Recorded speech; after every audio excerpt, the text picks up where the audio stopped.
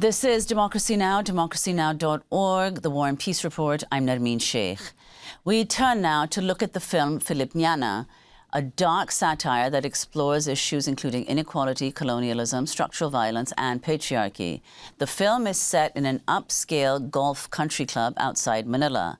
The central character is Isabel, a 17-year-old girl from the rural north of the Philippines. She's hired to work as a tee girl. She places golf balls on tees for wealthy patrons as they practice their swings on the driving range. This is the film's trailer.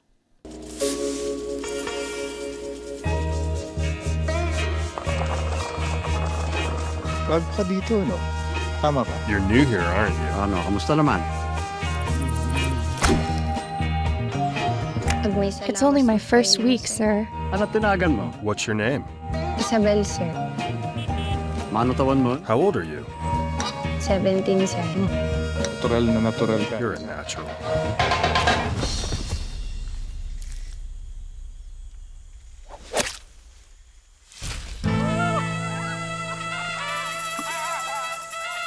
Have some water. Ang mga tao na pwede lang sa golf course. The only people allowed on the golf course are golfers and caddies. Golfer ka ba? Are you a golfer? Alam mo, isang bola. Some of those balls are worth more than what we make in a day. Anong ginagawa nila? What do they do with the balls? Binibenta nila sa They sell them back to the golfers. Those balls aren't the only things they sell to the golfers. Alam mo, dapat You should be careful around the golf course. Karamihan naman. Most of the golfers are not so nice.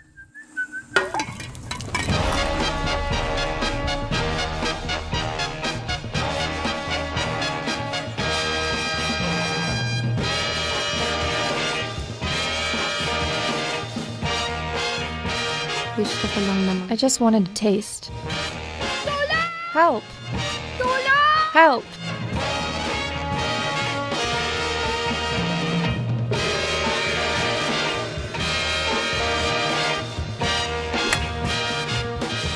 There we go! Made in the USA! That was the trailer to the film Filipiñana. We're joined now by Rafael Manuel, the film's director and writer. This is his debut feature film. The film premiered at the Sundance Film Festival, where it won the World Cinema Dramatic Special Jury Award for Creative Vision. The New Yorker's Richard Brody praised the film as a, quote, masterwork, writing that it performs a, quote, scalpel-sharp dissection of the luxury tourism industry, laying bare a mad microcosm of power relations, political, sexual, economic, familial, cultural, even linguistic. The executive producer of Filipiñana is the acclaimed Chinese director Jia Changke. Filipiñana is adapted from Manuel's 2020 short film of the same name. Rafael, welcome to Democracy Now! Thank you so much for joining us, and a huge congratulations on the film. If you could tell us what inspired you to make the film now. You made a short film of the same name several years ago. Did you know you wanted to make it into a feature? Yeah, first of all, thank you so much for having me here. It's I feel like it's such an important program to discuss the themes and the politics of the film. But yeah, going back to the very beginning, before the short film, I wrote a 30-page treatment for the feature film. I was in film school at the time. And I was quite naive. I think I still am quite naive. And I thought that I could raise the financing I needed for that feature in like 6 months. I quickly realized that wasn't the case. And a very experienced producer at the time advised me very smartly to just do a proof of concept short film first, and then build a profile for the feature and properly develop it. And so it's been a 7-year journey since doing the short film and getting to where it is now, finally being able to show this film to the world. And yeah, it required a lot of patience, but we really tried to use patience as a virtue in terms of really taking our time to find the right collaborators to bring this to audiences now. So if you could talk about you know, who your inspirations were. We'll get into what the film covers, but just in formal terms, what directors and films most inspired you? I mean, definitely, if I were to talk, I want to start with Philippine cinema because it's very much a Filipino film. Obviously, Love Diaz's cinema very much influences me. I have the same producers as Love Diaz. But for me, I guess the most formative Filipino film that I've seen with regards to my artistic practice was Perfumed Nightmare by Kidlat Tahimik. And I remember first watching it and thinking it's so amazing how playful he was with the cinematic form when he made the film in the 60s and the 70s, you know. And I never seen anything quite like it come out of the Philippines, even up to now. So that really inspired my form. I mean, just in terms of Philippine cinema. But if we're talking about Asian cinema, I really like Tsai Ming Liang. I really like Pichapong, and of course my mentor Jazangke, who I feel covers a lot of the same themes that I'm very much interested in. In South America, I love Lucrecia Martel. I love Cleberfilio Mendoza. In Europe, I really like Fellini, Jacques Tati, Jean Eustache, Aki Kaurismäki. Yeah. And so let's go to the film and the opening of the film, which is, I think, in a street in the Philippines where people are collecting water in water containers, but every person can only get one container of water, and then immediately you cut, and there's this expansive, luxurious golf course which has multiple sprinklers going. And the film is kind of there are many, many scenes like that, which are juxtapositions. Obviously, there's no commentary on it. It's just visual. So if you could talk about some of these, the way that you determined how you would portray inequality. Yeah, I think that's I love that question. First of all, I really want to talk about why we decided to start that film in those streets of Manila. And then because the entire film outside of that happens entirely on the golf course. And for me, it was really important to start with what the West normally sees from the Philippines, or like an image that's quite, I guess, common for Western audiences to see from the Philippines, because a lot of the cinema that comes out of my country nowadays focuses on this kind of like poverty porn, which is a very comfortable image, I think, for the West to see from the Philippines, you know, and it's a sense of a bit of Orientalism on their part, because they're the gatekeepers of the financing for international co-production and a lot of the financing that goes into film production in the Philippines. And starting off with the drought and like the rationing of water, and then juxtaposing it with the abundance of water on the golf course, for me really sets up this kind of, even something as basic as water is such a symbol for violence in the film. You know, the theme of water, or like the image of water and the symbolism of water, constantly repeats in the film, and how access to it is a form of violence. Who gets to access to it is a form of violence, of structural violence. And indeed, you know, the entire film, in a sense, is permeated with violence. But in fact, there is no visible physical violence. And you said, I read another interview of yours where you said that you wanted to, quote, reveal how one does not need to be a murderer or rapist to be complicit in violence. So if you could elaborate. Actually, on that decision also, not to show any violence, and yet your understanding of the violence that kind of saturates the film. For sure. Yeah, the team and I were very interested in kind of developing a visual sonic language that would give shape, color, texture, sound to this more invisible structural violence, because I feel like relating it back to what I was talking about a while ago with the kind of cinema that the West, kind of the global North kind of funds coming from the global South, which features a very particular kind of violence, which is what you're talking about, like a lot of acts of murder and rape. I feel like with Western audiences, it's so easy for them to watch these kinds of films that happen in these ghettos with these kinds of acts of violence and feel bad for the characters, but after wash their hands and be like, well, that's so sad, but I have nothing to do with that. Whereas I feel like the kind of violence that Filipiñana is interested in depicting, let's say the violence of gentrification, for example, is something I feel is more relatable to Western audiences, because this film set on a golf course in the Philippines, but it could also be a shopping complex in Dubai or a high street in London, you know, with this theme of gentrification. Because what is a golf course but the gentrification of land? You know, you're taking something that's wild and you're manicuring it and you're making it safe for human consumption. Yeah, no, absolutely. And your choice of golf resort was not coincidental. You said, in fact, as you've said right now, that you can't talk about golf courses without talking about class, but you have more of a background. It's not just, how do you say, disinterested interest. Talk about how you were made familiar with golf courses very early on in your life. Yeah, it's ever since I was 4 years old, because my family business, my father and my mother's business is importing and exporting of golf equipment. So it's a world that I knew quite well, and it has been kind of forced upon me even since I was 4 years old.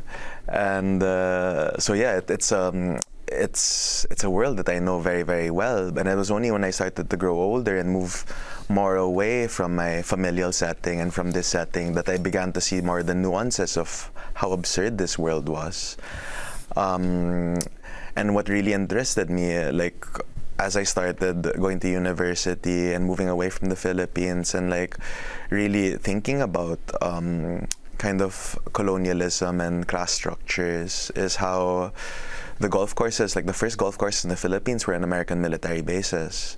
And so the whole historicity of a golf course really hides like a very violent colonial past. And so this is what really interested me about the spaces, a space that I know very intimately. And if you could, you know, there's a moment in the film, I mean, just to elaborate on the golf metaphor as one of, you know, absolutely transparent inequality. This is obviously a third-hand story from Pakistan of a very, very wealthy man, elderly man, who used to play golf every day. Obviously, you know, wealthy, upper class. Yeah. And he had 2 servants who worked with him. And he used to make them polish his golf clubs every day. And one day, those 2 used the golf clubs to murder him. They beat him to death. So, you know, there's a moment in the film, and of course I immediately recalled the story, where there's a hint that perhaps Isabel will use that golf club, but then she withdraws. Another thing that is very striking about the film is their long pauses, silences, and close-up shots of, you know, facial expressions or scenes. So if you could explain or give a sense of what you wanted to convey through these silences, and it's really beautiful, close-ups of very subtle changes or static expressions, facial expressions. Yeah, I got a very interesting question the other day as well, which relates to this, on like designing silence and like sound designing silence. And for me, it really has to do with, I guess, the form kind of matching the themes of the film. In terms of, we were talking about gentrification and the privatization of land, and especially in the Philippines, where, you know, like let's say in Metro Manila, it's a city of around 20 million people. I mean, that's just recorded. I'm sure it's much more. But we only have 1 public park for the entire city. And so really what we were interested in with these designing these silences was really trying to create a space for audiences to be able to practice their autonomy, you know, and also kind of like, because so much of mainstream cinema now kind of like just bombards you with sound and with narrative at that And very frequent cuts. yes, in fact. exactly. Yeah. So really, the form of this film, with the silences, with the minimalist narrative structure, is also a form of resistance to gentrification in that sense. It's really trying to provide the space for the audience to be able to project themselves onto the film and to explore the film freely. Well, I want to ask about another comment that you made in a recent interview about the film, saying that, quote, the intention behind the pacing of the film is really to capture the Filipino experience of waiting for something that just never seems to arrive. Yeah. It's like Beckett. I mean, completely. I think Dr. Palanca, one of the characters of the film, who's the president of the country club, I take a lot of inspiration from Godot in that sense. You know, he's like a omnipresent, omnipowerful character that's just hardly ever there. And I guess the pacing of the film was twofold. You mentioned the second reason for it, which I talked about before, but also for me the first and primary reason is a sensorial reason. It's also to communicate the heat that I feel is such an important character of the film, and it's such a important presence in the Philippines, because if you've ever been in like 50 Celsius degree heat, you just quickly realize how paralyzing it can be. And so yeah, for me that very much informs the pacing of the film, you know, and also when you think about why political change in the Philippines is so slow to come by, I feel like the heat plays a big part of it, because it paralyzes you and it's so hard to act, like even just like personal acts, much less bigger political acts. And I want to ask you, you know, we have recently seen films depicting you know, extraordinary inequality, because obviously, you know, the world over we're witnessing an increasing levels of inequality. Your film, though, is, you know, contrast, at least with some of the ones that were, you know, became very big. Bong Joon-ho's, of course, Parasite, Triangle of Sadness, the Swedish film Ruben Östlund.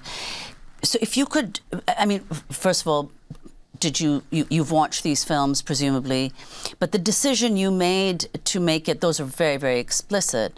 Whereas yours, it kind of, the entire time, it's present, but not articulated so clearly. So it's kind of satirical like them, but the form is so different. Yeah, because I feel like, I mean, with those films, I feel like because, and whether for good or for bad, right, they're much more conventionally structured in terms of like being plot and narrative driven films, which makes it like, I guess, much easier, more accessible for audiences. But I feel like my problem with films that focus primarily on plot and narrative is I feel like because the audience is always constantly looking for the next plot point, they're always looking ahead as opposed to being in the moment. Whereas what we really tried to do with this film is like focus more on, instead of narrative clarity, emotional clarity. Because I feel like emotional clarity has the power to stay with the audience and linger, and they may not remember, like even after watching the film, they may not remember so much what the film is about, but even like as long as like an image or a sound is imprinted on an audience, I feel like that has the power to stay longer than a story that has been told 1,000 times over images. And also relating back to audience autonomy, being able, the absence of like this narrative driven plot also really allows them to interpret it and to I guess, make it their own, which for me is very, very important. Another thing that you do in the film, but again, not explicitly, because the inequality, it seems to me, that you explore is not only economic, but also regional. And of course, there's a massive overlap there. Isabel, the main character, is played by Joribel Agoto, who's a young actress from the north of the Philippines. And there's a reference constantly in the film between the dialogues Tagalog and Ilocano. So if you could talk about the regional disparities, the way in which you portray the differences in wealth between regions, and also linguistic, right? Ilocano versus Tagalog versus English. Yeah. I mean, to start off, English is very much a class marker in the Philippines, in that, a huge portion of the Philippines speaks English, but the way that you speak English, the accent with which you speak English, is the class marker.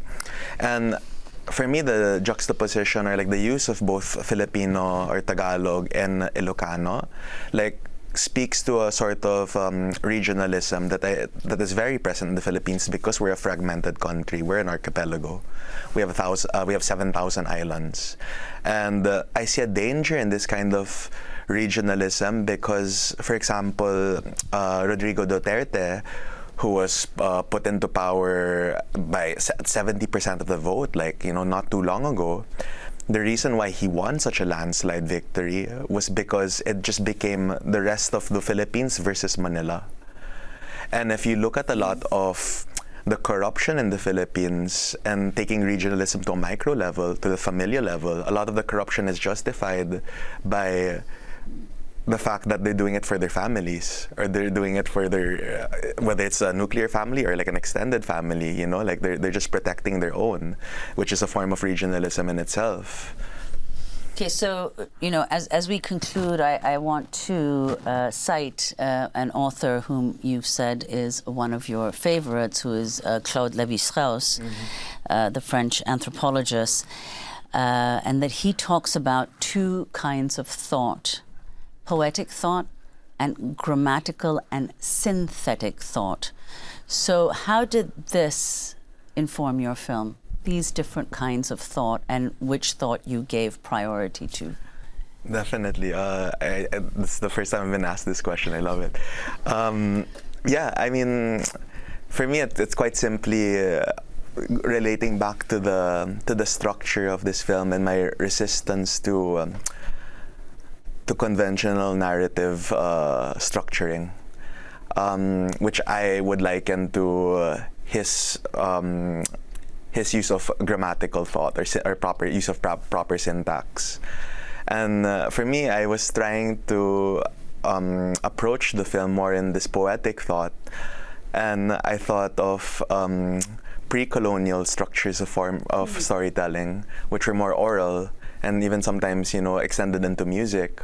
And so I thought about, along with my script consultant, Franz Rodenkirchen, who also has a background in music like me, it would be quite interesting to, instead thinking of the structuring of the film in terms of scenes and acts, to think about it in terms more of choruses and interludes and verses.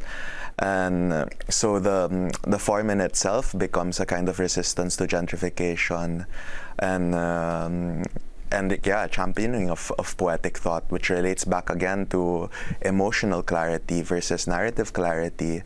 And for me, sorry to ramble on, but the last thing I want to say about that as well is, because this film deals so much with the theme of inaction, and inactions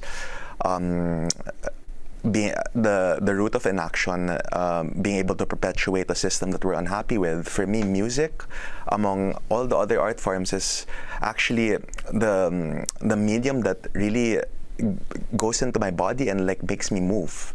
Whether it's by dancing or swaying. And so I really like that as a counter thesis to this inaction that I'm portraying. Because what is the antithesis of inaction but action?